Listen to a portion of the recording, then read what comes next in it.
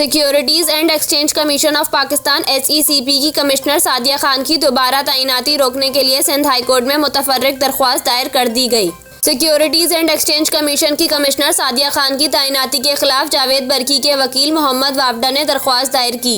दरख्वास्त में मौक़िफ़ इख्तियार किया गया है कि मुद्दत मुलाज़मत पूरी होने के बाद सादिया खान ने दोबारा तैनाती के लिए रुजू किया है। सादिया खान की पहली तैनाती भी गैर कानूनी है, इनकी दोबारा तैनाती को रोका जाए। दरख्वास्त में मजीद कहा गया है कि वफाकी हुकूमत ने सादिया खान को कमिश्नर SECP तैनात करके इख्तियारात का गलत इस्तेमाल किया। जब मुफादात का टकराव हो तो किसी भी शख्स को कमिश्नर तैनात नहीं किया जा सकता। सादिया खान को मार्च 2020 में कमिश्नर SECP तैनात किया गया था। इस वक्त सादिया खान के पास फिनलैंड कौंसलर जनरल का एजाजी ओहदा भी था।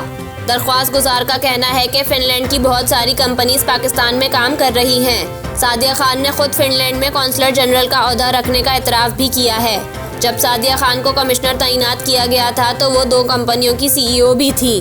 दरख्वास्त गुजार के वकील के मुताबिक सादिया खान की तैनाती SECP के पाकिस्तान के एक्ट 1997 की खिलाफ वर्जी है। तो कमिश्नर SECP के ओहदे के मयार पर पूरा नहीं उतरती।